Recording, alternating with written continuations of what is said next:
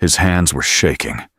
Dante Moretti, the man who had ordered executions without blinking, who had built an empire on fear and blood, who made grown men weep with a single glance, couldn't stop his hands from trembling as he reached for the zipper of his wife's wedding dress. The white silk whispered against her skin as it fell away, pooling at her feet like spilled moonlight. And when Elena turned to face him, in nothing but the lamplight and her own vulnerability, something inside him shattered. Control, that iron discipline he'd cultivated since he was 15 years old and watched his father die in a hail of bullets, evaporated like smoke. He'd promised himself he would be gentle, that he would give her time, that this marriage was for protection only, and he would never force what she didn't freely give. But when her dark eyes met his, when her lips parted with that small intake of breath that told him she felt it too, this impossible magnetic pull between them, every promise he'd made dissolved in the heat that consumed them both.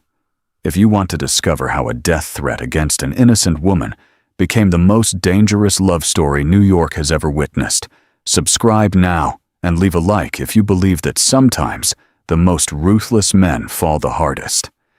Tell me in the comments which city you're listening from, because your presence here matters more than you know. 3 months earlier, the rain fell on Brooklyn like tears from a sky that had finally given up pretending everything was fine. The streets of Red Hook gleamed black and silver under the streetlights, reflecting a world turned liquid and uncertain. Inside the small Italian bakery on Von Brunt Street, the smell of fresh bread and espresso created a pocket of warmth against the cold November night. Elena Russo stood behind the counter, flour dusting her forearms, dark hair pulled back in a messy bun that somehow made her more beautiful, wiping down the marble surface that had been in her family for 3 generations. At 24, she carried herself with the quiet confidence of someone who knew exactly who she was, a rare thing in a neighborhood where everyone was always trying to be someone else, someone bigger, someone more dangerous, someone who mattered. She was her grandmother's granddaughter, her father's pride, the girl who had chosen to stay and run the family bakery instead of fleeing to Manhattan like so many others, chasing dreams that tasted like ash and ambition. The bell above the door chimed, and she looked up with the practiced smile she gave to all her late-night customers, the smile that said, "Welcome," but also, "I'm closing soon, so make it quick." Then she saw who had entered, and the smile froze on her face. Dante Moretti filled the doorway like a storm made flesh. At 35, he was everything the neighborhood whispered about in frightened voices, the man who had taken over the Moretti family at 21 after his father's assassination and turned a struggling operation into the most feared criminal organization in New York. He wore a black suit that probably cost more than her monthly rent, custom-tailored to his broad shoulders and lean frame, and moved with the fluid grace of a predator who had never known what it meant to be prey. His dark hair was slightly wet from the rain, and his eyes, those infamous gray eyes that men said could see straight through lies and into souls, swept the small bakery before landing on her.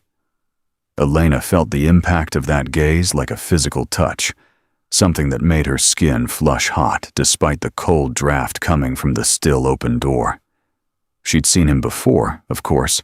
Everyone in Red Hook had seen Dante Moretti at some point, but always from a distance, always surrounded by his men, always moving through the neighborhood like a shark through water, beautiful and terrifying in equal measure. She'd never been this close, never felt the full weight of his attention, and it took every ounce of her grandmother's stubbornness to keep her voice steady when she spoke. "We're closing soon," she said, and was proud that her voice didn't shake. "But I can get you something quick if you need it." Dante closed the door behind him, and the sound of the bell seemed too loud in the suddenly quiet space. He moved to the counter with measured steps, and Elena noticed he was alone. No bodyguards, no soldiers flanking him, just the man himself. It was unusual, dangerous even, for someone in his position. And she wondered, what would bring the king of the underworld to her grandmother's bakery at 10 o'clock on a Tuesday night? "I'm not here for bread," he said, and his voice was exactly what she'd imagined it would be, deep and rough, with the kind of authority that came from years of being obeyed without question.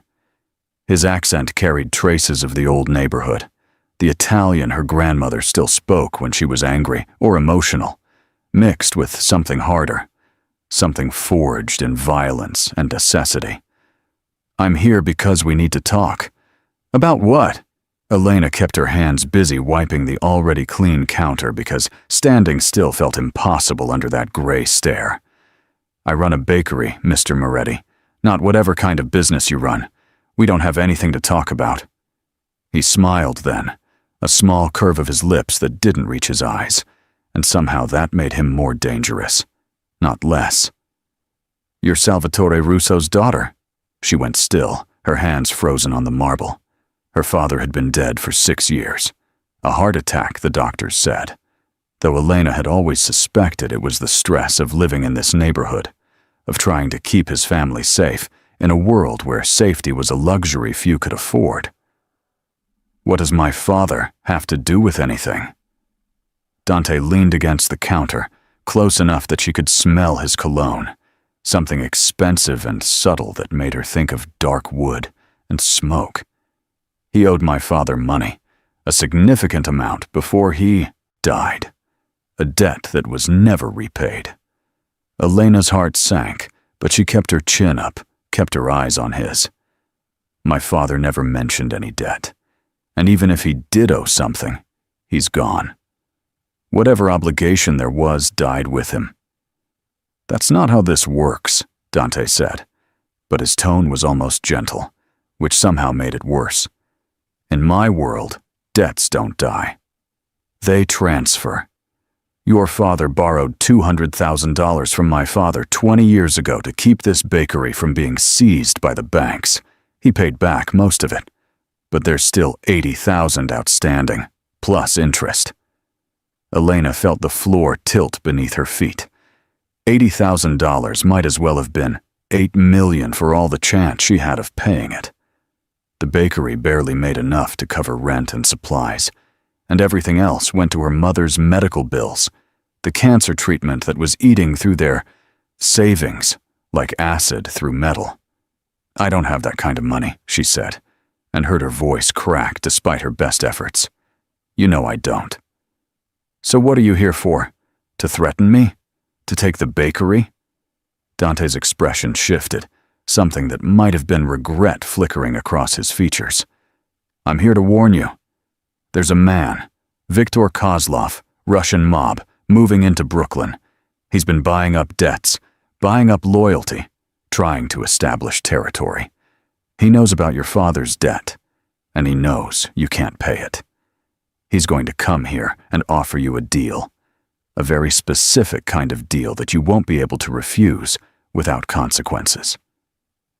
Elena's hands clenched into fists. What kind of deal? The kind that involves you working for him in ways that have nothing to do with baking bread.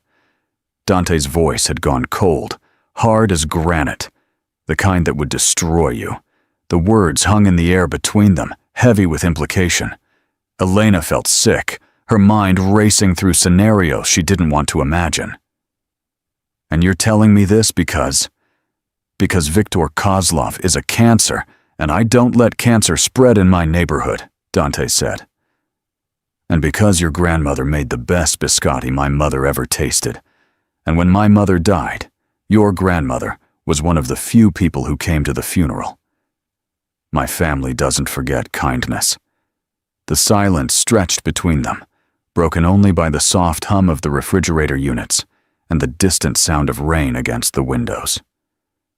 Elena tried to process what he was telling her, tried to separate the fear from the logic, but it felt like trying to hold water in her hands. "So you're here out of the goodness of your heart?" She couldn't keep the skepticism from her voice. "Forgive me if I find that hard to believe, Mr. Moretti. Men like you don't do favors without expecting something in return." "You're right," he said, and she appreciated the honesty even as it terrified her. "I don't. I'm here because I'm offering you a different deal, one that keeps you safe from Kozlov and settles your father's debt, permanently." Her heart hammered against her ribs. What kind of deal? Marriage. The word fell between them like a stone into still water, and Elena actually laughed, a short, bitter sound that had no humor in it. "You can't be serious. You want me to marry you to settle a debt? That's insane. That's medieval." "That's the world we live in," Dante said quietly. "Kozlov won't touch you if you're my wife. No one will. You'll have the full protection of the Moretti family, and your father's debt will be considered paid in full. The bakery stays yours. Your mother's medical bills get covered, and you sleep safely in your bed at night, knowing that no one is coming for you." Elena shook her head, backing away from the counter, from him, from this impossible proposition. "And what do you get out of this? What's the real reason you want to marry a baker's daughter you don't even know?" He hesitated, and for the first time since he'd walked into her bakery, Dante Moretti looked almost uncertain, almost human. "Because I need a wife that Kozlov can't use against me. He's been targeting the families, going after wives and children to gain leverage. I need someone who isn't from this world, someone he won't see coming, someone who can't be traced back to any alliances or family obligations."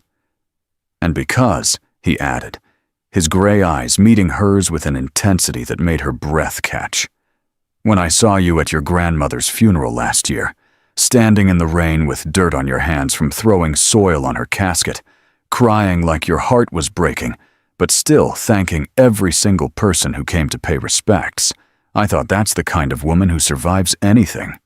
That's the kind of woman I need beside me." The memory hit Elena like a fist to the chest. Her grandmother's funeral had been the worst day of her life, worse even than losing her father, because Nona had been her rock, her anchor, the one who taught her that strength wasn't about never falling down, but about always getting back up. She'd been so lost in her grief that day that she barely remembered who had been there, but apparently Dante Moretti had been watching, had been paying attention, had filed away that moment for future use. It should have felt manipulative, calculating, but instead it felt strangely intimate, as if he'd seen her at her most vulnerable and chosen her anyway. "You're asking me to marry a man I don't know, to enter a world I don't understand, to give up any chance at a normal life," she said. But her voice was softer now, less certain. "How is that different from what Kozlov would offer?"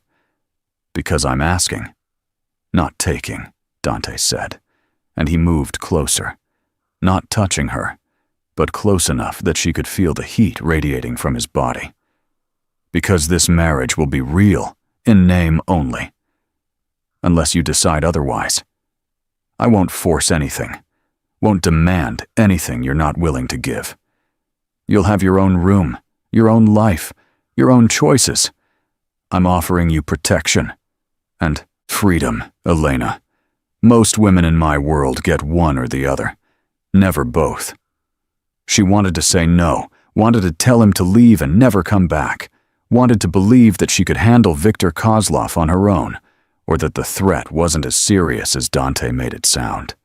But she'd grown up in Red Hook, had seen what happened to people who thought they could stand against the tide, and she knew with a bone-deep certainty that he was telling the truth. Kozlov would come for her, would turn her into something she'd never be able to come back from, and she had no weapons to fight him with, except the one standing in front of her, offering his name like a shield. "How long?" she asked. "How long would this marriage have to last?" "Until Kozlov is no longer a threat," Dante said. "Could be 6 months, could be 6 years. I can't promise you a timeline, but I can promise you this.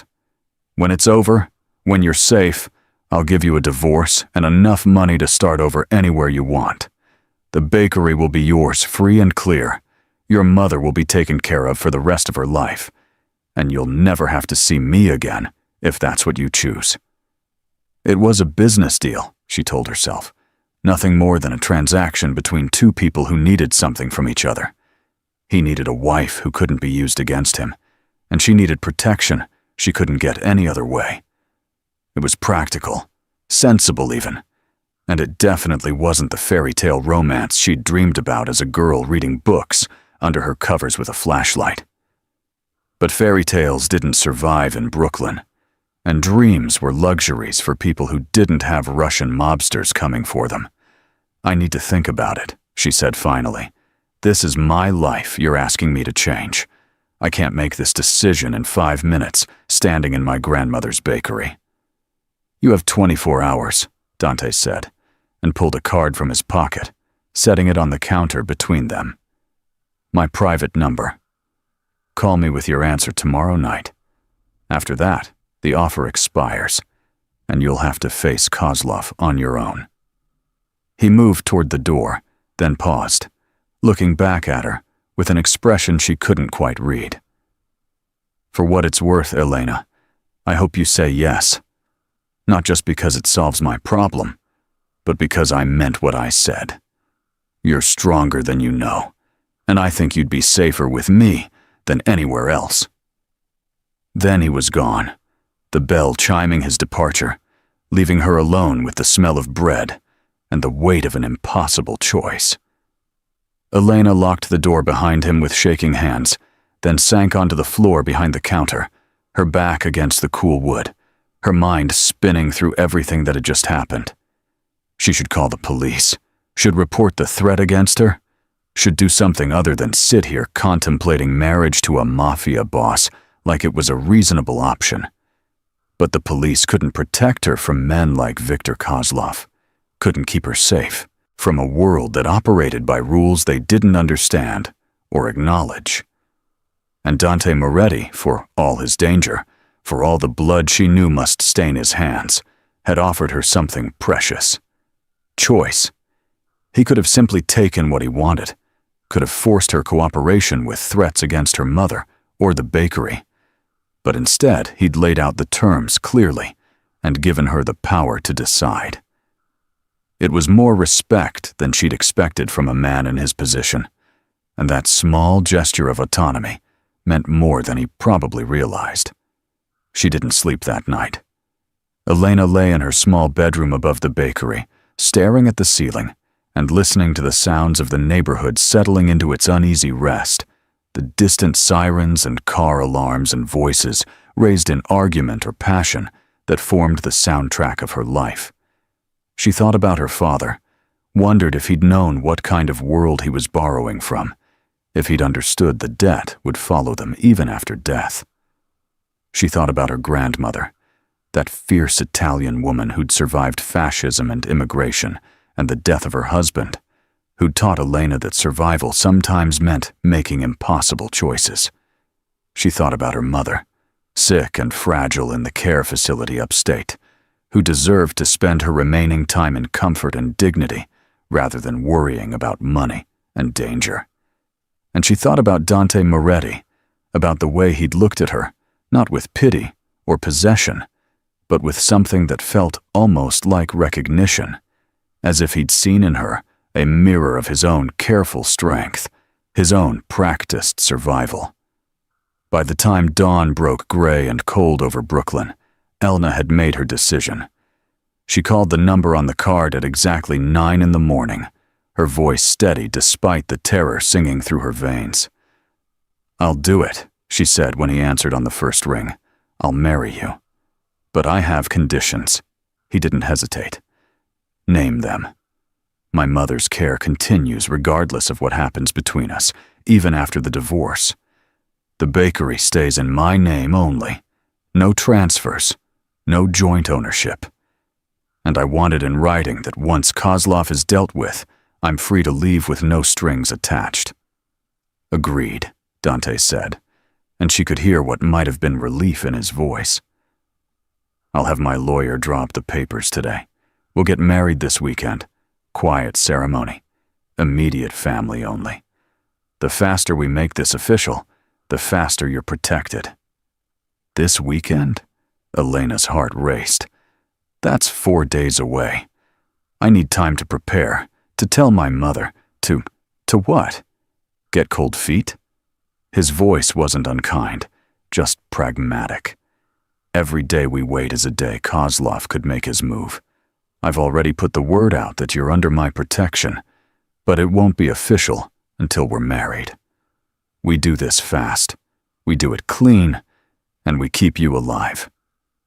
She closed her eyes, feeling the last pieces of her old life slipping away like sand through her fingers. Fine, this weekend. But Dante, when this is over, when I'm safe, I want you to know that I'm taking that divorce.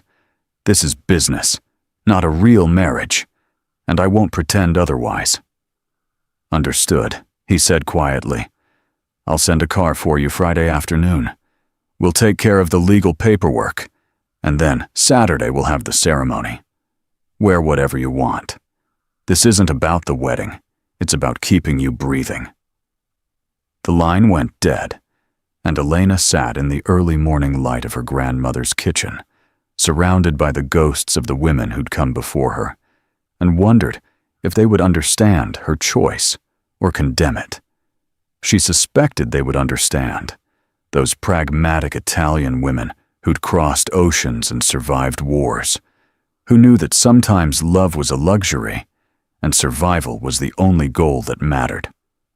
The days between the phone call and the wedding passed in a blur of paperwork and preparation that felt surreal in its efficiency. Dante's lawyer, a sharp-eyed woman named Angela, who seemed to see through Elena's brave face to the terrified girl beneath, walked her through a prenuptial agreement that was surprisingly fair, guaranteeing her financial security and independence in a way that made Elena wonder if Dante Moretti was as ruthless as his reputation suggested, or if perhaps there was more to him than the monster everyone feared.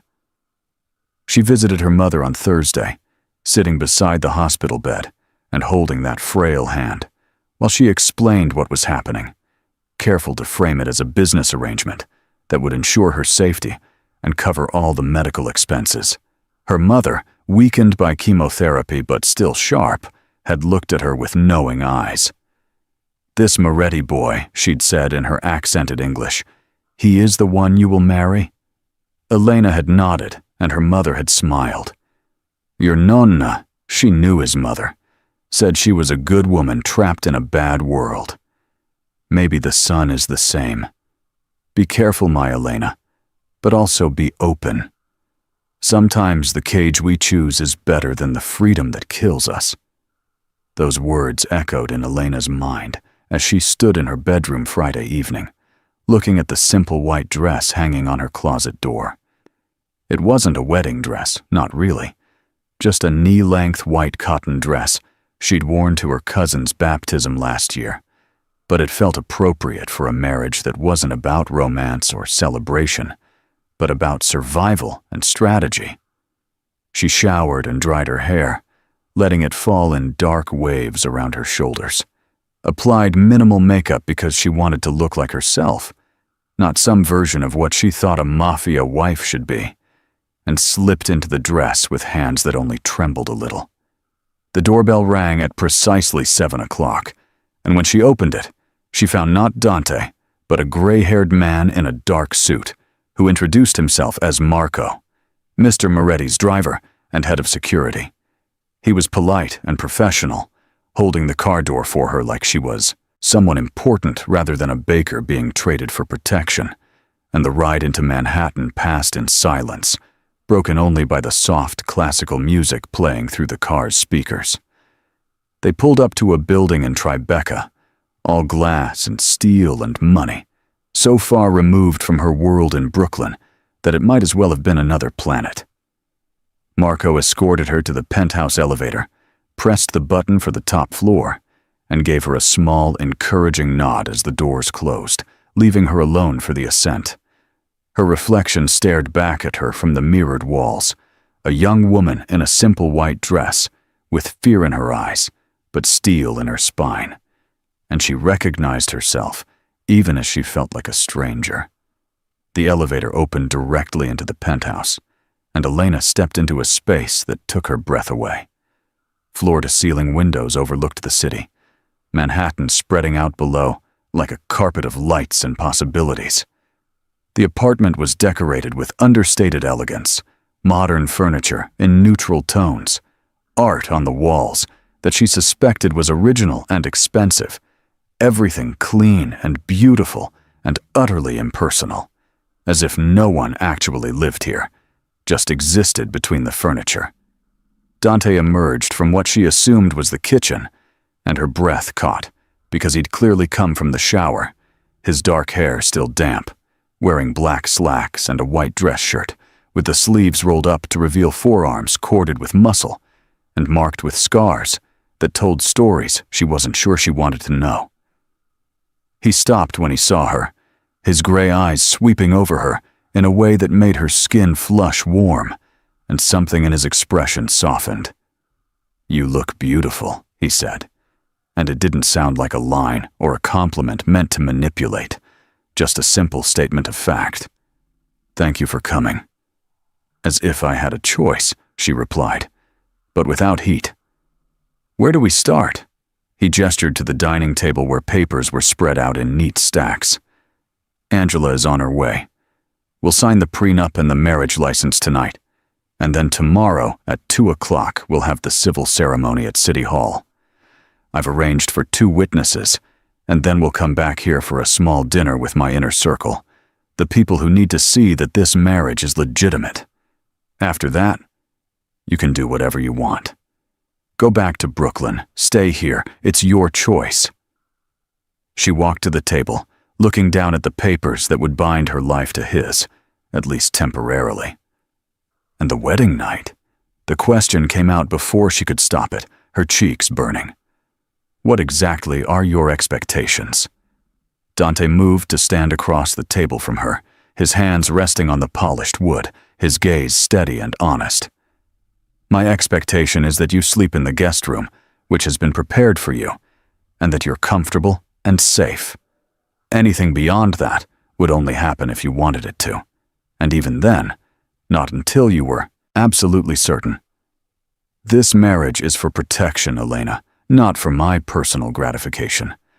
I won't be one more man taking something from you." The relief that washed through her was so intense it made her dizzy, and she gripped the edge of the table for support. "Thank you," she whispered, "for being clear about that, for not being what I was afraid you'd be." He smiled, that same small curve of lips that didn't quite reach his eyes, but carried a gentleness she hadn't expected. "I'm a lot of things, Elena, most of them not good. But I keep my word, and I told you this marriage would be on your terms. I meant it." Angela arrived 20 minutes later, all business and efficiency, walking them through every clause and provision with the thoroughness of someone who'd seen too many bad deals and was determined this wouldn't be one of them. Elena signed her name over and over, each signature feeling like a small death of the life she'd imagined for herself, until finally it was done, the papers filed away, the deal legally binding. "You're married on paper," Angela said, gathering her briefcase. "Tomorrow just makes it official in the eyes of God and the state." She looked at Elena with something like sympathy. "I know this isn't the wedding you dreamed of, but for what it's worth, you could do a lot worse than Dante. He'll keep you safe, and in this world, that's the most any of us can hope for." After Angela left, Dante poured them each a glass of wine, expensive red that tasted like cherries and smoke, and they sat on the couch watching the city lights in a silence that was surprisingly comfortable. "Tell me about the bakery," he said eventually. "How long has it been in your family?" 4 generations, Elena replied, grateful for the normal conversation. "My great-grandmother started it when she came over from Sicily in 1920. She didn't speak English, didn't know anyone, just knew how to make bread. She built the whole thing from nothing, passed it to my grandmother, who passed it to my father, who taught me everything before he died. It's not just a business, it's a legacy. He nodded slowly, and she saw understanding in his eyes, the recognition of someone else who carried the weight of family expectations and generational obligations. I understand legacy, he said.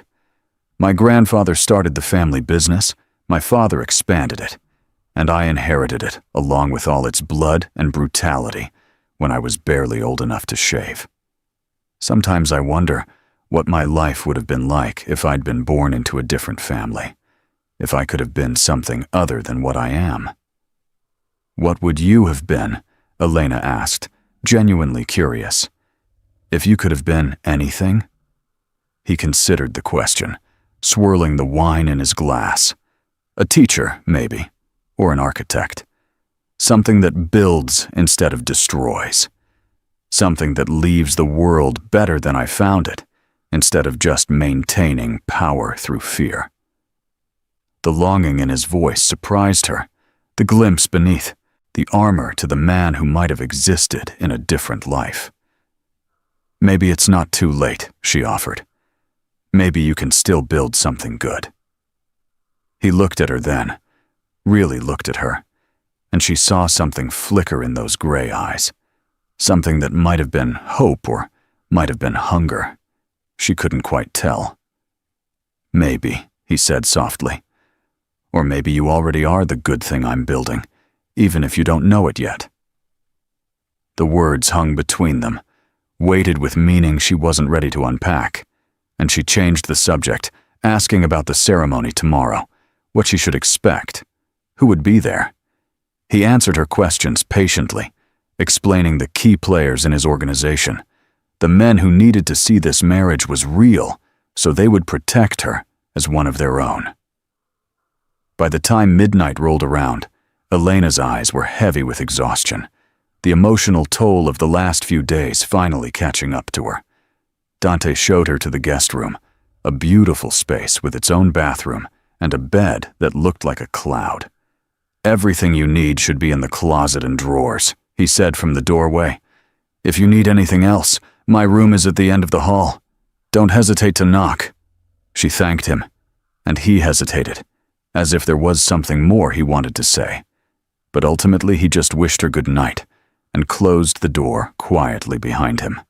Elena sat on the edge of the bed in the borrowed white nightgown she'd found in the drawer, soft silk that felt like water against her skin, and tried to process the fact that tomorrow she would be married, would become Elena Moretti, would step into a world she'd only ever observed from the outside.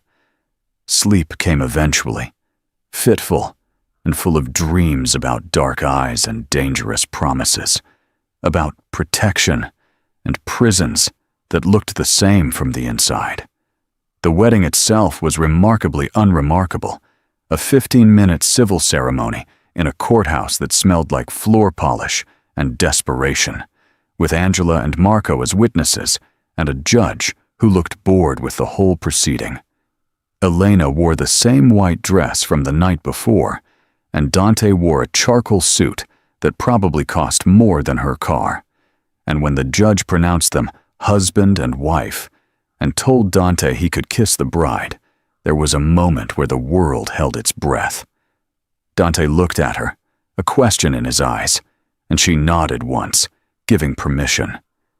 His lips touched hers gently, briefly, a kiss that was more promise than passion, more agreement than desire. And yet Elena felt it all the way down to her bones, felt the spark of something she definitely wasn't ready to name. Then it was over, and they were married, and Marco was shaking Dante's hand, while Angela hugged Elena and whispered, "You're going to be okay," with a certainty that Elena desperately wanted to believe. The dinner that night was held at a private restaurant in Little Italy, one that Dante's family apparently owned, and Elena met the men who formed the inner circle of his organization. There was Luca, his second in command, a man with kind eyes and a vicious reputation. There was Giovanni, The family lawyer beyond Angela, older and more traditional. There was Father Matteo, the priest who'd known Dante since he was a boy and seemed to carry genuine affection beneath his clerical collar.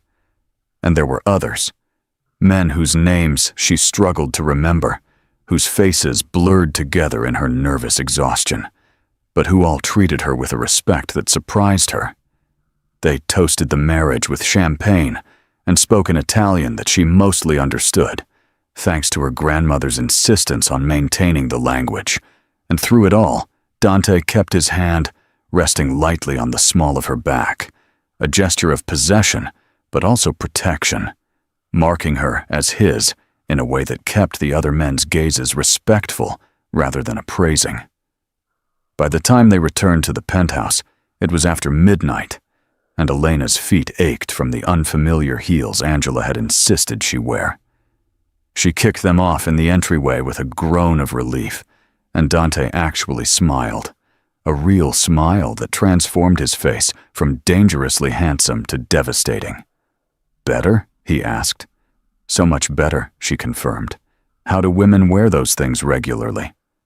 "Practice and stubbornness," he said. "Would you like a drink? Some tea?"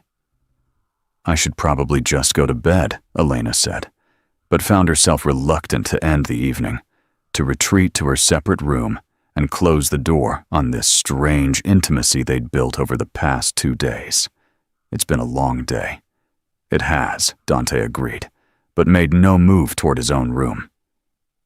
"Elena, there's something I need to tell you, something you should know before you go to sleep as my wife." Her heart kicked hard against her ribs. "What is it?" "Victor Kozlov knows we're married. I made sure of it. And he's not happy." His expression was grave, serious in a way that made her stomach clench with fear. "He's going to test the boundaries, going to try to prove that my protection doesn't mean anything. You need to be careful, need to stay alert. Don't go anywhere alone. Don't deviate from the routines we establish. Marco will be with you whenever you leave the penthouse or the bakery, and I'll have men watching both locations around the clock. I know it feels like a prison, but it's what keeps you alive." "How long?" Elena asked, the question that had no good answer. "How long do I live like this?" "Until I eliminate the threat," Dante said simply. "I'm working on it. Have my people gathering intelligence, making strategic moves. But these things take time. I need you to trust me. Need you to believe I'm doing everything in my power to end this as quickly as possible." She nodded, because what else could she do? She'd made this choice, had accepted his protection, knowing it came with restrictions, and she couldn't back out now. "I trust you," she said, and was surprised to find she meant it.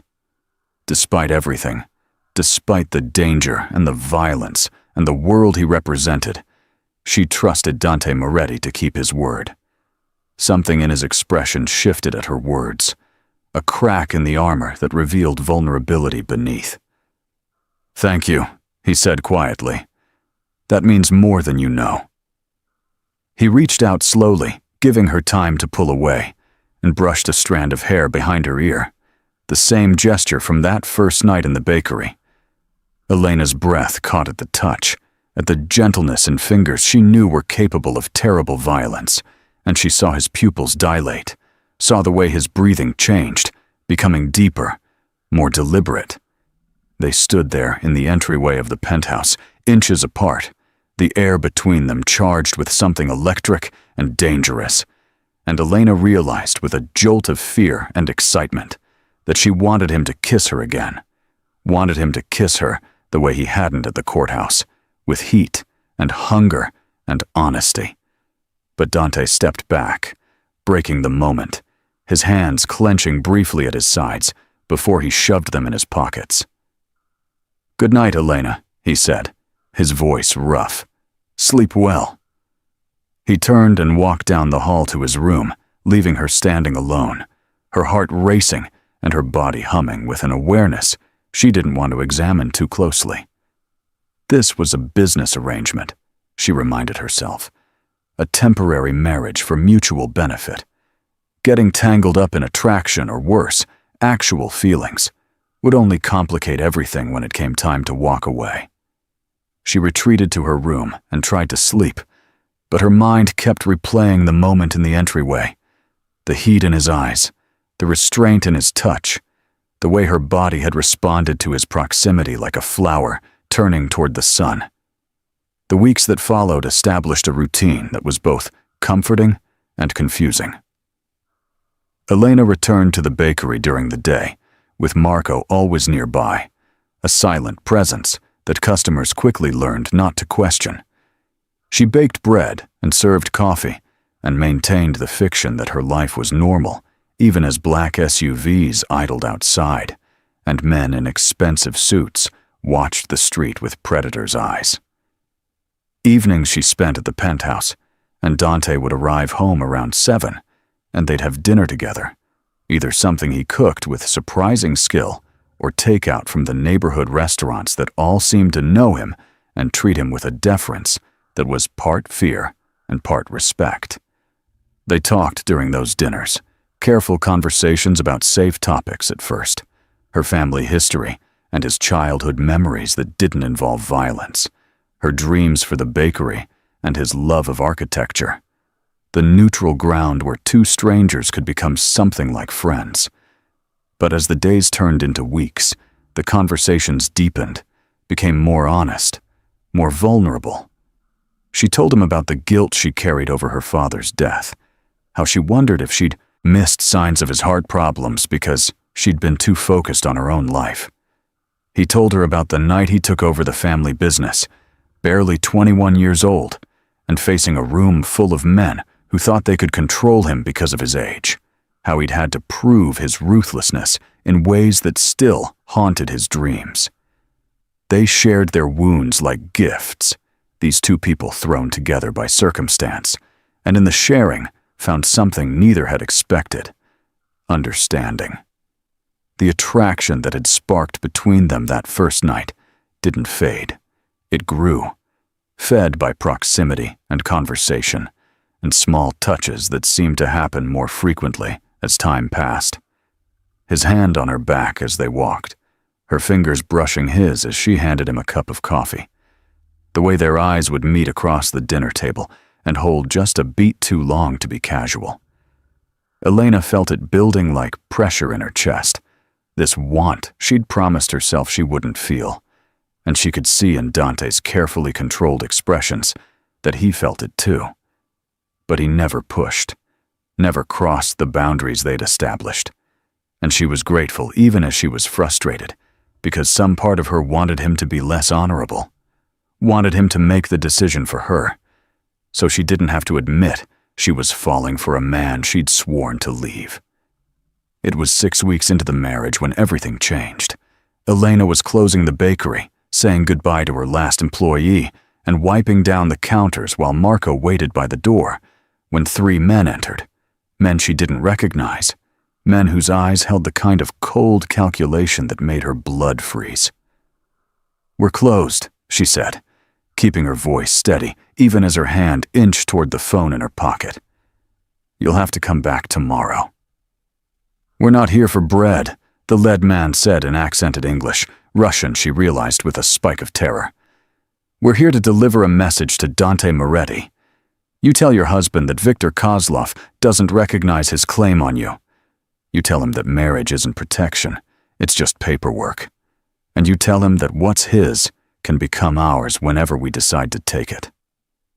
Marco moved then, fast and lethal, putting himself between Elena and the men, his gun already drawn. "You need to leave," he said, voice like ice. "Now, before this becomes a situation no one walks away from." The Russian smiled, and it was the most frightening thing Elena had ever seen, the smile of men who had nothing to lose and everything to prove.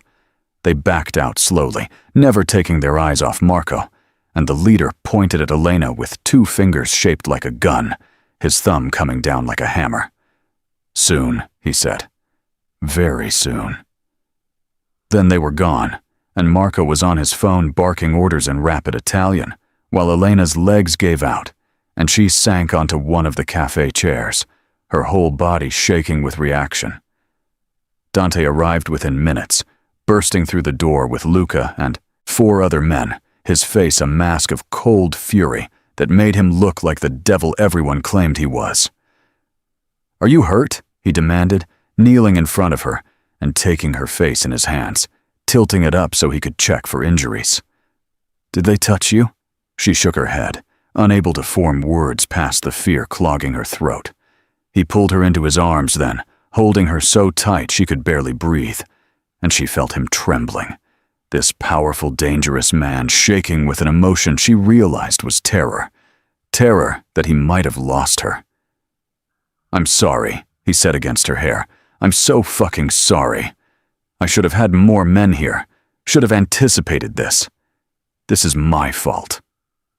"It's not," Elena managed to say, her face pressed against his chest, breathing in the scent of him, smoke and spice and safety. "You warned me this could happen." "I'm okay, Dante. I'm okay because of Marco." Dante pulled back enough to look at Marco, who stood nearby looking grim but steady. "Thank you," he said, and it was more than gratitude. It was a debt acknowledged. "You kept her safe when I couldn't. That won't be forgotten." Marco nodded once. "It's my job, boss. And she's family now. We protect family." They took Elena back to the penthouse, and this time when they arrived, Dante didn't show her to the guest room. He led her to his room, to the large bed she'd never seen, and started to speak, started to explain that she'd be safer here with him nearby. But Elena stopped him with a hand on his chest. "I know," she said quietly, "and I don't want to be alone tonight. I don't want to pretend anymore that this is just business, that I don't feel what I feel. So if you're going to stick to your boundaries, if you're going to be noble and self-sacrificing, you need to tell me now before I do something we can't take back." Dante went very still, his gray eyes searching hers with an intensity that felt like he was looking into her soul. "Elena," he said, and his voice was rough, strained. "You don't know what you're asking. You're scared right now. The adrenaline is making you feel things that might not be real when morning comes. I won't take advantage of that. I won't take advantage of you. I'm not asking you to take advantage," she said, and stepped closer, closing the distance between them until their bodies were almost touching. "I'm asking you to be honest about what's been building between us since that first night in the bakery. I'm asking you to stop treating me like I'm fragile or confused. I'm asking you to kiss me like you mean it, and then let me decide what I want." Something cracked in his expression, the iron control he'd maintained for weeks, finally breaking under the weight of her words. "Are you sure?" he asked, his hands coming up to frame her face, his thumbs brushing her cheekbones. "Because once I start, Elena, once I really start, I don't know if I'll be able to stop." "Then don't stop," she whispered. "Don't stop until I ask you to." The kiss was nothing like the chaste touch of lips at their courthouse wedding. This was fire and need, and 6 weeks of suppressed desire finally given permission to burn.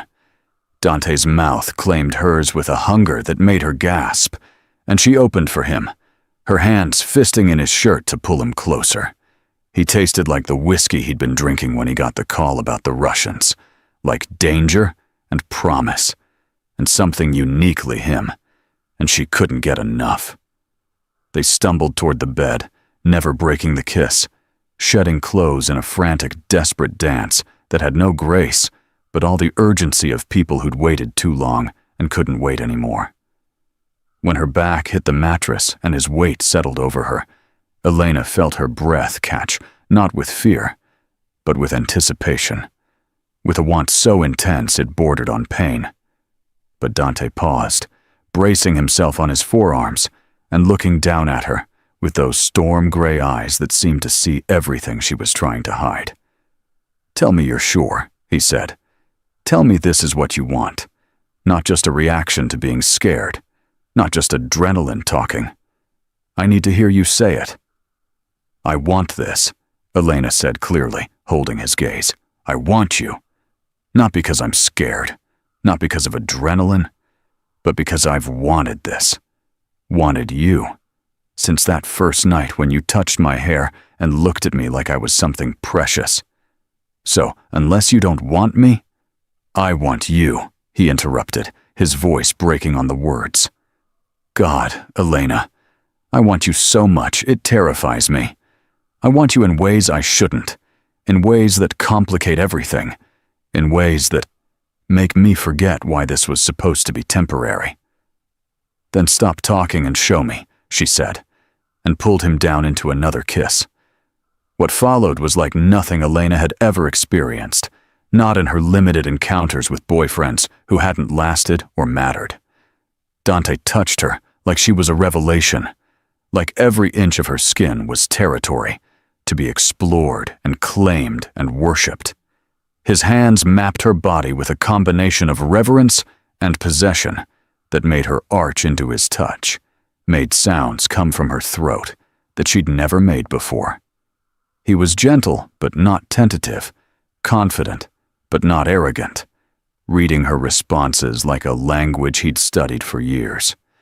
When he finally settled between her thighs, his eyes locked on hers, asking one more time for permission, she nodded and whispered his name like a prayer. The first time hurt, a sharp, bright pain that made her gasp and tense, and Dante froze immediately, his expression shifting from desire to concern. "You're a virgin," he said, and it wasn't a question. "Elena, why didn't you tell me?" "Would it have changed anything?" she asked, her fingers digging into his shoulders. "Would you have stopped?" He closed his eyes, jaw clenched. "I would have been more careful. Would have made sure your first time was special, not just desperate sex after a traumatic encounter." "It is special," she said softly. "It's special because it's with you, because I chose you, because this means something even if we're both too scared to say what. Now please, Dante, don't stop. Move. Just move." He did. Slow, careful movements that gave her body time to adjust, time to accommodate, and gradually the pain faded, replaced by a stretching fullness that felt right in ways she couldn't articulate. She watched his face as he moved inside her, saw the pleasure and the restraint warring in his expression, saw the moment when the restraint started to slip. His pace increased, still careful but with more urgency now, and Elena found herself matching his rhythm, her hips lifting to meet his thrusts, her body learning this dance through instinct and desire. When he reached between them to touch her where their bodies joined, she shattered, pleasure crashing through her in waves that made her cry out his name, made her forget everything except this moment, this connection, this man who had somehow become everything she hadn't known she needed. Dante followed her over the edge seconds later, his control finally breaking completely, his body shuddering with release as he buried his face in her neck and said her name like a prayer, like a confession, like the most important word he'd ever spoken. They lay tangled together afterward, hearts racing and skin cooling in the air-conditioned room. And Elena felt different, transformed in some fundamental way that had nothing to do with the loss of her virginity, and everything to do with the man holding her, like she was something breakable and precious. "That shouldn't have happened," Dante said eventually, but he didn't sound regretful, just uncertain. "We agreed this would be temporary, that you'd be free to leave when Kozlov was dealt with. Now everything is complicated." "It was already complicated," Elena pointed out, tracing patterns on his chest with her fingertips. "This just made us admit it." "But Dante, I need to know, was this just sex for you? Was it scratching an itch, or did it mean something?" He caught her hand, brought it to his lips, kissed each fingertip with a tenderness that made her chest ache. "I don't do casual," he said quietly. "I never have. Every woman I've been with has been someone I thought I could build something with, and every time it's fallen apart because they couldn't handle my world, or because I realized they only wanted the money and power, not the man. You're the first person who's seen me, the real me, and hasn't run or tried to change me. So no, Elena, this wasn't just sex. This was me giving you something I've never given anyone else. This was me falling." The words hung between them, weighted with meaning and possibility and danger. Elena felt her own walls crumbling, the careful distance she'd tried to maintain dissolving like sugar in rain. "I'm falling too," she admitted. "I didn't want to, didn't plan to, but I am. And I don't know what that means for us, for this arrangement, for what happens when Kozlov is gone. We'll figure it out," Dante said, pulling her closer. "We'll figure it out together. For tonight, just let me hold you. Let me pretend this is real and permanent and everything I've wanted, but never thought I could have." They fell asleep, wrapped around each other, and Elena's last conscious thought was that she'd married a stranger to save her life.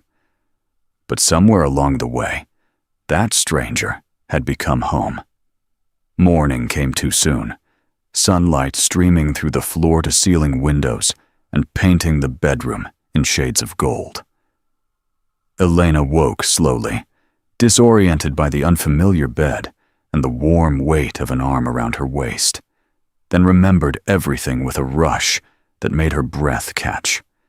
She turned carefully in Dante's embrace, finding him already awake, watching her with an expression she couldn't quite read.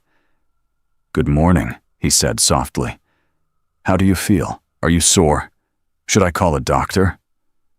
A laugh bubbled up from her chest at his sudden concern. "I'm fine, I promise. A little tender maybe, but nothing that needs medical attention. You don't have to worry so much." "I always worry," he said, and she heard the truth in it. "It's what I do. Worry and plan and try to anticipate every possible threat. But with you, it's different. With you, I worry because I care, not just because you're my responsibility." Elena reached up to touch his face, feeling the stubble rough under her palm. "When did that happen?" she asked. "When did I stop being a responsibility and become something more?" "Probably that first night," he admitted, "when you sat in your grandmother's bakery and refused to be intimidated by me. When you cried about losing a patient and let me see your grief. When you agreed to marry me, but set your boundaries and demanded respect. You've been more than a responsibility from the beginning, Elena. I just didn't let myself admit it until last night." They lay there talking quietly as the morning stretched toward afternoon, sharing pieces of themselves they'd kept hidden, building bridges across the distance that was supposed to separate them. Dante told her about his mother, about the cancer that took her when he was 16, and how he'd sat beside her hospital bed every day, reading to her from the Italian poetry books she loved. Elena told him about her first kiss at 14, clumsy and awkward behind the bakery, with a boy whose name she couldn't remember, and how she'd spent years afterward thinking love was supposed to feel like that, uncertain and slightly disappointing, until now. "Until you," she said, and watched his eyes darken with an emotion that looked like wonder. Until this, eventually they had to leave the sanctuary of the bedroom, had to face the reality of their situation and the threat that still loomed. Dante's phone had been buzzing intermittently all morning, messages from Luca about security measures and intelligence reports on Kozlov's operations. Elena showered, her body marked with small bruises that bloomed like flowers, on her hips and thighs, evidence of the night they'd shared. And when she emerged, wrapped in one of Dante's shirts that fell to mid-thigh, she found him in the kitchen, making breakfast with a domesticity that seemed at odds with his dangerous reputation. "We need to talk about what happens next," he said, sliding a plate of eggs and toast across the counter to her. The Russians made their move yesterday. They announced their intention publicly. Now I have to respond, have to show them and everyone else watching that threatening what's mine has consequences. She sat on one of the bar stools, suddenly not hungry despite the delicious smell.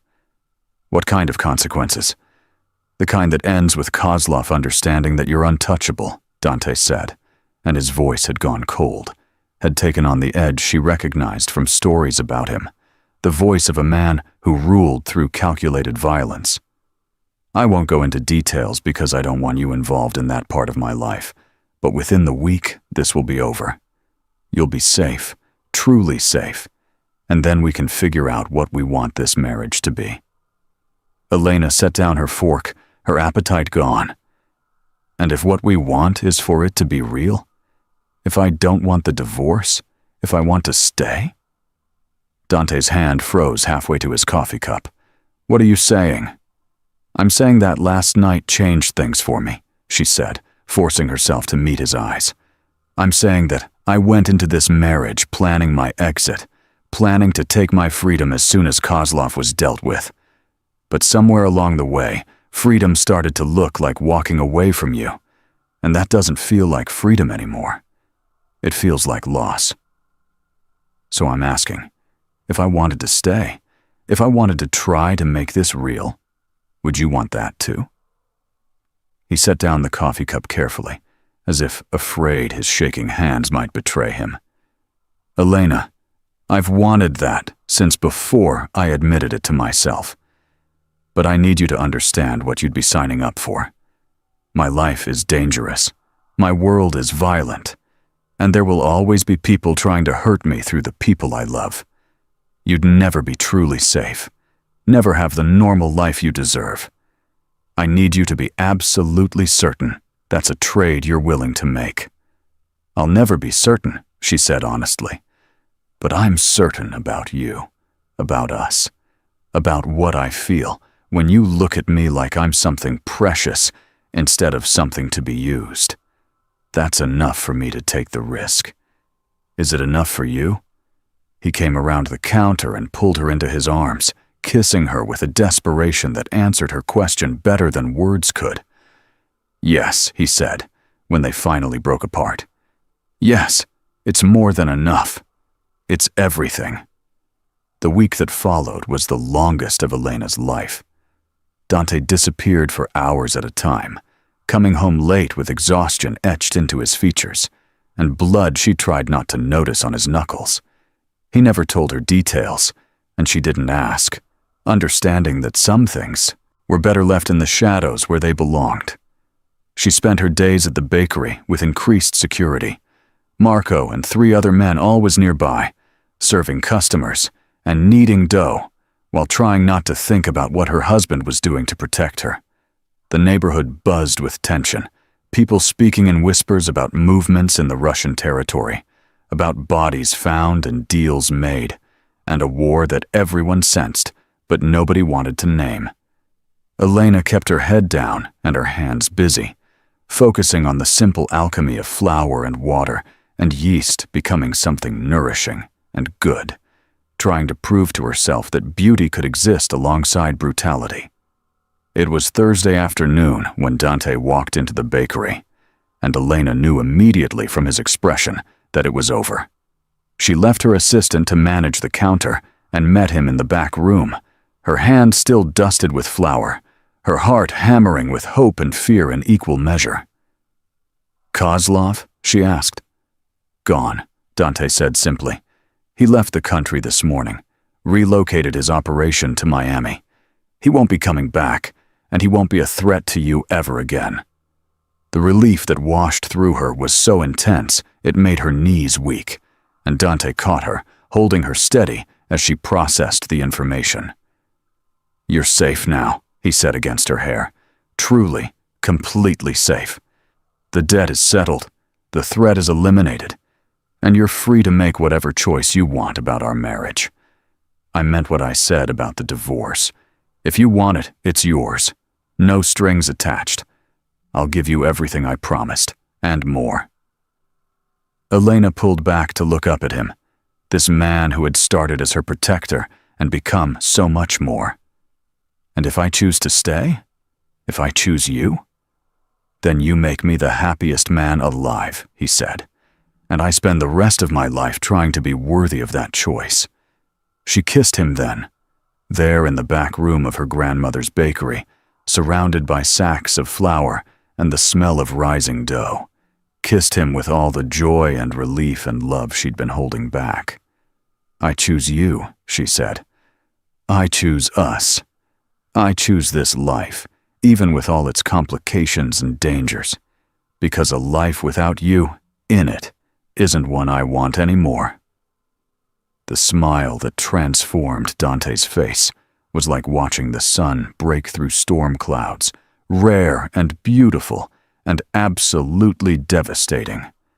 He kissed her again, deeper this time, with a possessiveness that made her toes curl, and she melted into him, into this man who had become her husband, in truth as well as law.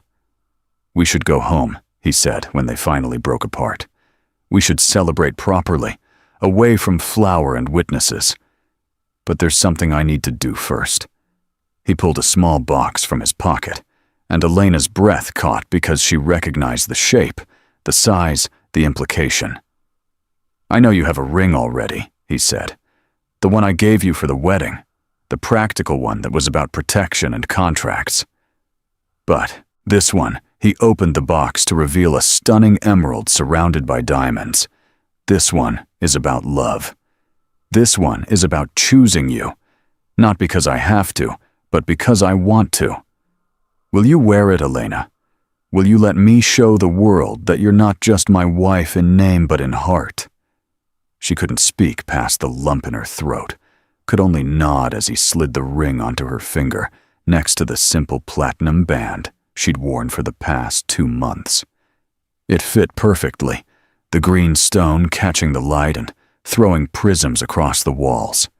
And she thought about her grandmother, who had built this bakery from nothing, who had taught her that love was a choice you made every day, not a feeling that came and went with convenience. I love you, she said, the words finally breaking free. I don't know when it happened, if it was that or night or somewhere in between, but I love you, Dante. I love you, and I choose you, and I want to build a life with you. I love you too, he said, his voice rough with emotion. I've loved you since I saw you standing in the rain at your grandmother's funeral, and I've been falling deeper every day since. You're the best thing that's ever happened to me, Elena. The only truly good thing in a life that's been mostly darkness. You're my light. They made it back to the penthouse in record time, barely making it through the door before they were tearing at each other's clothes with desperate urgency. But this time was different from their wedding night, different from the frantic need born of fear and adrenaline. This was celebration, affirmation, the physical expression of emotions finally spoken aloud.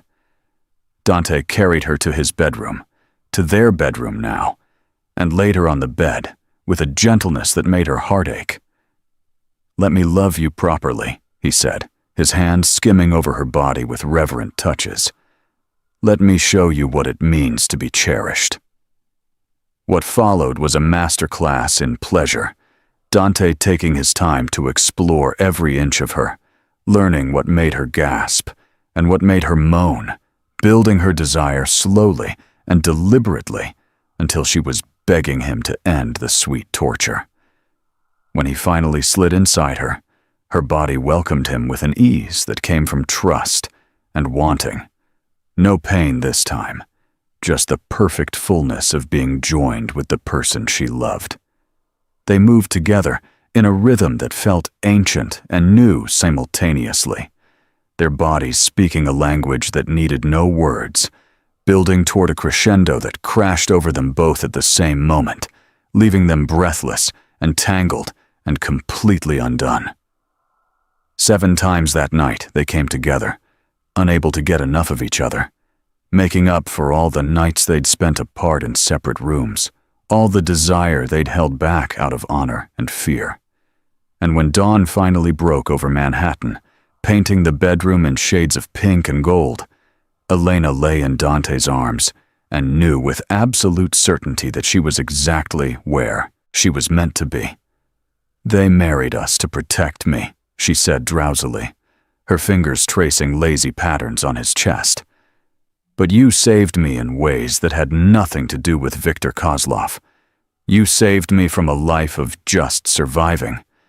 Showed me what it means to actually live." "You saved me too," Dante said, pressing a kiss to her forehead. "From loneliness, from becoming the monster everyone feared, from a life without light or love or purpose beyond power.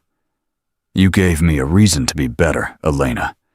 You gave me a reason to build instead of just destroy." The months that followed were not without challenges. Elena learned to navigate the complicated world of being married to a man whose business operated in shadows, learned when to ask questions and when to accept that some things were better left unknown. Dante made good on his promise to build something meaningful, using his resources to fund community programs in Red Hook, to protect small businesses from predatory loans and exploitative landlords, to be the kind of leader who inspired loyalty through respect rather than just fear. They found a balance, these two people from different worlds, learning to inhabit the space between legitimate and criminal, between public and private, between the woman who baked bread and the man who ruled an empire.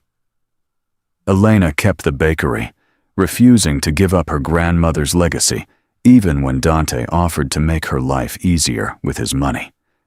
The bakery was hers, her identity, her connection to the women who came before her, and he understood that, respected it, even helped her expand to 2 more locations across Brooklyn. He learned to make bread under her patient instruction, finding peace in the simple act of creation. And she learned that the man who could order violence with a word was also the man who cried at Italian operas and read poetry in the original Latin, and held her like she was made of spun glass and steel simultaneously. They built traditions together, Sunday dinners, where his family and hers mingled over pasta and wine, where Marco told stories that made everyone laugh, and her mother, now in remission and glowing with health, thanked Dante for saving her daughter in more ways than he would ever understand. They traveled to Sicily, walking the streets where both their grandmothers had been born, eating bread baked in wood-fired ovens that had been standing for centuries, making love in a centuries-old villa while the Mediterranean sun poured through open windows. They fought sometimes, passionate arguments about his protective instincts and her stubborn independence, about the balance between safety and freedom, about the future they were building together. But they always came back to each other, always chose love over pride, always remembered that they had started as a contract and become something infinitely more precious. It was their first anniversary when Elena discovered she was pregnant. She'd been feeling off for weeks, exhausted and nauseous, but attributed it to stress and long hours at the bakery. When she finally took the test and saw the 2 pink lines, she sat on the bathroom floor of the penthouse and cried, overwhelmed by joy and terror in equal measure. A baby meant permanence, meant binding herself to Dante's world in a way divorce papers never could. A baby meant raising a child in the shadow of violence and danger, meant worrying every day about threats she couldn't control. But a baby also meant family, meant love made tangible, meant a future that stretched beyond just the 2 of them. She told him that night over dinner, sliding the positive test across the table with shaking hands and watching his face carefully for his reaction. Dante stared at it for a long moment, his expression unreadable, and Elena felt her heart sink, felt the old fears resurface that maybe this was too much. Maybe he'd never wanted this level of commitment. Maybe she'd ruined everything by getting pregnant. Then he looked up at her with tears streaming down his face, this powerful, dangerous man crying openly, and said, "We're having a baby. We're really having a baby." His joy was so pure, so absolute, that her own fears melted away. He pulled her into his arms and held her like she was the most precious thing in the universe, which she supposed she was now, carrying his child, carrying the future of the Moretti family. "I'm going to be a father," he kept saying, wonder and disbelief coloring his voice. "We're going to have a family, Elena, a real family. They're going to have everything we didn't, all the love and stability and safety we can give them. I promise you, I promise our child, I will be better than my father was. I will build a world where they can grow up without fear." She believed him because she'd seen him change over the past year, had watched him transform from a man who ruled through fear to a man who led with strength and justice. The violence was still there.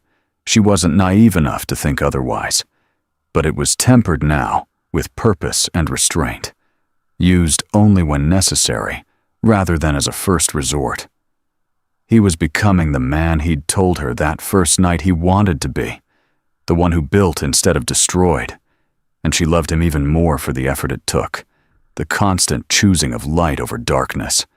The pregnancy was not easy. Elena spent the first trimester sick and exhausted, barely able to keep food down, and Dante hovered like an anxious mother hen, driving her crazy with his concern and constant checking in.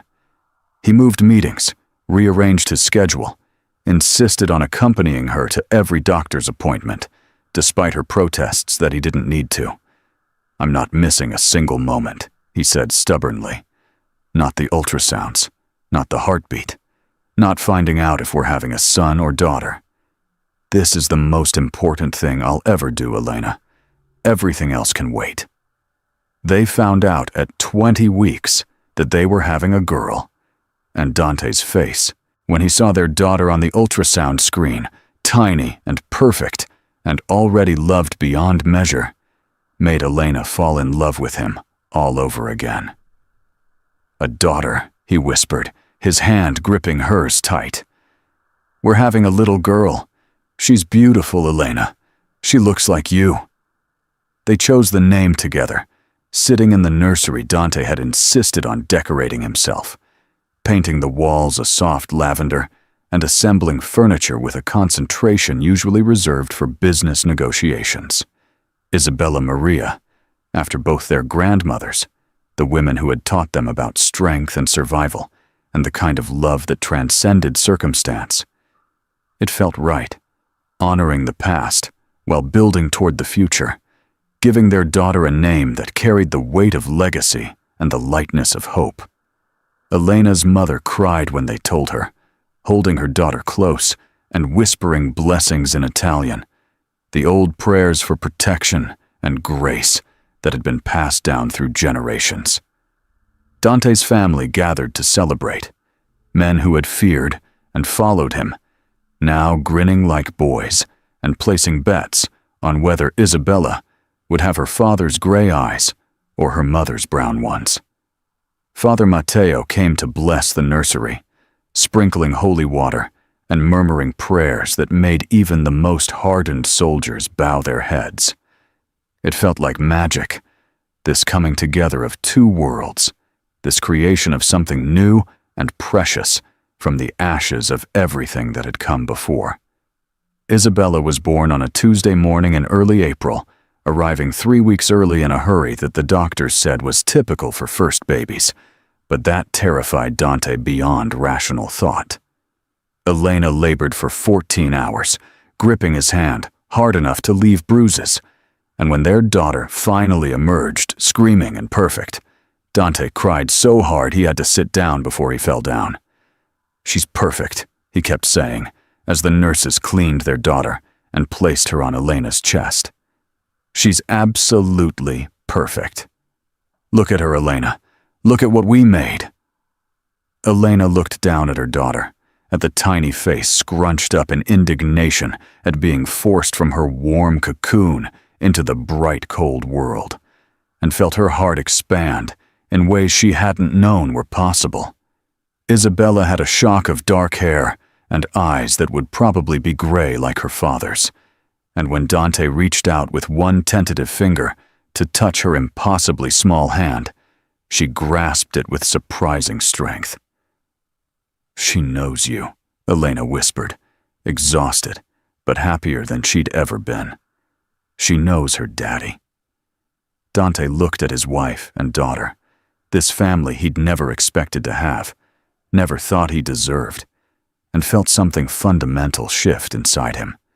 Everything he'd built, every decision he'd made, every questionable choice and calculated risk had led him to this moment, to this woman and this child, who made everything else fade into insignificance.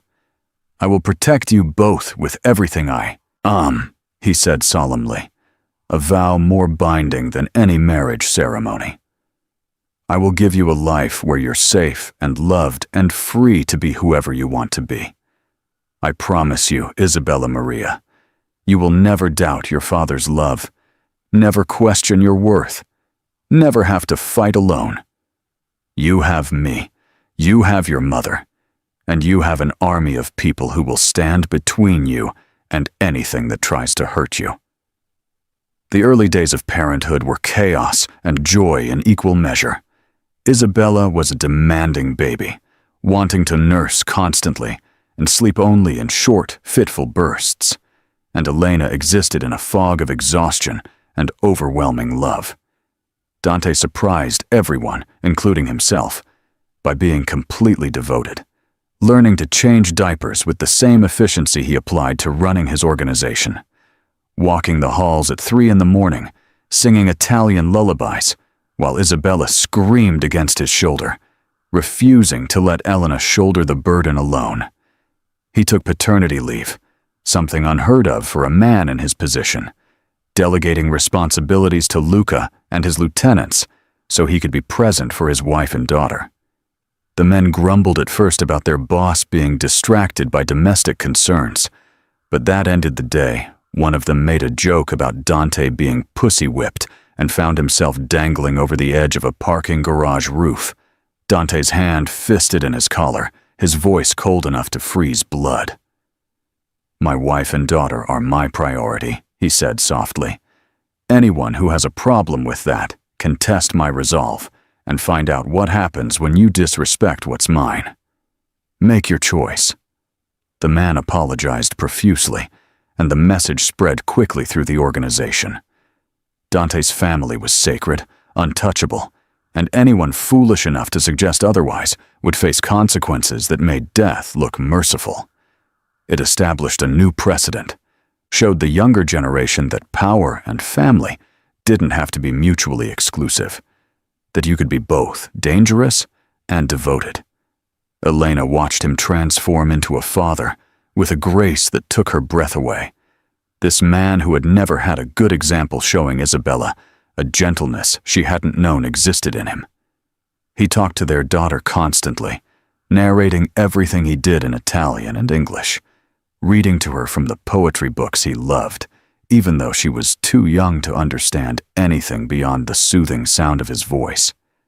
He photographed every milestone, every tiny change, filling his phone with pictures that his hardened soldiers teased him about, but secretly found endearing. And he loved Elena with a fierceness that hadn't dimmed with sleepless nights, and spit up on his expensive shirts, still looking at her like she was the center of his universe, still finding moments to kiss her breathless when Isabella was sleeping, and the world outside their home felt very far away. Isabella was 6 months old when they finally had the conversation about the future, about what legacy they wanted to build for their daughter, and what that meant for Dante's business. They sat in the nursery after putting her down for the night, Elena rocking gently in the chair Dante had built himself, his hands capable of such violence, creating something meant only for comfort and love. "She can't grow up surrounded by this," Elena said quietly. I know you've made things better. Know you're trying to be different. But she deserves more than wondering if her father is coming home at night. She deserves better than what we had." "I know," Dante said, his voice heavy with a weariness that went beyond physical exhaustion. "I've been thinking about it constantly, about what kind of man I want her to remember, what stories I want her to tell about me. And I've decided I'm going to start transitioning out, legitimizing the business operations, moving into legal ventures. It won't happen overnight. There are obligations and alliances that can't be dissolved with a snap of my fingers. But within 5 years, I want the Moretti name to mean real estate and construction and investments, not violence and fear." Elena's heart swelled with love and pride for this man who was willing to dismantle everything he'd built because he loved them more than power. "That's a dangerous path," she said. "You'll have people who resist, who see it as weakness. I know, but I'm strong enough to handle it because I have something worth fighting for, beyond territory and respect. I have you and Isabella, and that's worth more than any empire." They kissed then, slow and sweet, a promise passing between them that they would face whatever came together, that their family was the foundation everything else would be built on. And as Dante pulled her into his arms and they sat watching their daughter sleep, Elena thought about how far they'd come from that rainy night in the bakery when he'd offered her protection in exchange for her name. They'd started as strangers, bound by necessity, had become lovers through proximity and desire, and had transformed into partners, building something real and lasting and infinitely precious. The years passed, marked not by violence or power struggles, but by the gentle milestones of family life. Isabella's first steps, taken in the penthouse living room with both her parents cheering. Her first word, which was "Dada," and made Dante cry like a baby. Her second birthday, celebrated with a party that brought together both sides of their family, legitimate and criminal, everyone united by love for this little girl who ruled them all with her gap-toothed smile. Elena opened 2 more bakery locations, building her grandmother's legacy into something that would last generations. Dante followed through on his promise, slowly and carefully legitimizing his operations, weathering the resistance and challenges with the same strategic brilliance that had made him dangerous, just applied to different ends. They bought a house in Brooklyn, a brownstone with a garden where Isabella could play safely, keeping the penthouse for occasions when they needed to be in Manhattan, but making their real home in the neighborhood where Elena had grown up. They had Sunday dinners with family, both the one they were born into and the one they'd chosen, Marco becoming Uncle Marco and bringing his new wife to join the chaos, Luca teaching Isabella chess and threatening any boy who ever looked at her with bodily harm delivered with smiling Italian charm. They fought sometimes because marriage is work and love is a choice you make every day. But they always came back to each other, always remembered that they'd chosen this, chosen each other, chosen to build something beautiful from unpromising beginnings. And when Isabella was 4 years old enough to understand stories, even if she couldn't grasp their full meaning, Elena told her about how Mama and Papa met, sanitizing it for young ears, but keeping the essential truth. Sometimes the most beautiful things come from the scariest beginnings, and sometimes the person who seems most dangerous is actually the one who will love you best. Isabella listened with wide gray eyes so much like her father's, then asked the question that made both her parents laugh and cry simultaneously. "Did you love him right away, Mama? Or did you have to learn how?" Elena looked at Dante, at this man who had forced her into marriage to protect her, and in doing so had given her everything she'd never known she wanted, and answered honestly, "I had to learn how, baby girl. But learning to love your papa was the easiest and best thing I've ever done. Years have a way of softening sharp edges, of transforming what once seemed impossible into the comfortable rhythm of everyday life. Elena stands in the bakery now, 15 years after that first night when Dante walked through her door and changed everything, and watches her daughter serve coffee to mourning customers with the same natural grace she'd once possessed. Isabella is 19, beautiful and brilliant, studying architecture at Columbia because she wants to build things that last, wants to transform cityscapes the way her father did, but with clean hands and clearer conscience. She has Dante's determination and Elena's compassionate heart, and watching her navigate the world with confidence born of being loved completely and raised to know her worth makes Elena's heart swell with a pride that sometimes feels too large for her chest to contain. Dante is semi-retired now, 50 years old, and more handsome than he has any right to be, gray threading through his dark hair in a way that makes him look distinguished rather than aged. He still consults on major business decisions, still commands respect when he enters a room, but his days of violence and midnight meetings are behind him. He spends his time now on philanthropic work, funding scholarships for kids from neighborhoods like Red Hook who need someone to believe in them, building community centers and affordable housing, using his wealth and influence to create the opportunities he'd never had. The transition wasn't easy. They'd lost friends and made enemies, had faced challenges that tested everything they'd built, but they'd survived, together, the way they'd always promised they would. The Moretti name means something different now, something better, and while whispers of the past still follow them, the present is bright enough to cast those shadows into insignificance. The Mafia boss who forced her into marriage to protect her had lost control that wedding night in the best possible way, had let himself fall completely and irreversibly in love, and in doing so had shown Elena what it meant to be cherished, to be chosen, to be loved not despite her ordinariness, but because of it. Sometimes love stories begin with danger and desperation, with choices made out of necessity rather than desire, with two people who should never have worked finding themselves unable to imagine life apart. This is one of those stories, messy and complicated and absolutely real, the kind that proves sometimes the cage you choose becomes the wings that set you free. Elena learned that being protected doesn't mean being powerless, that accepting help doesn't diminish strength, that love can exist alongside darkness and actually make the darkness less. Dante learned that real power comes not from fear, but from devotion, that the strongest thing a man can do is be vulnerable with the person he loves, that building a family matters more than building an empire.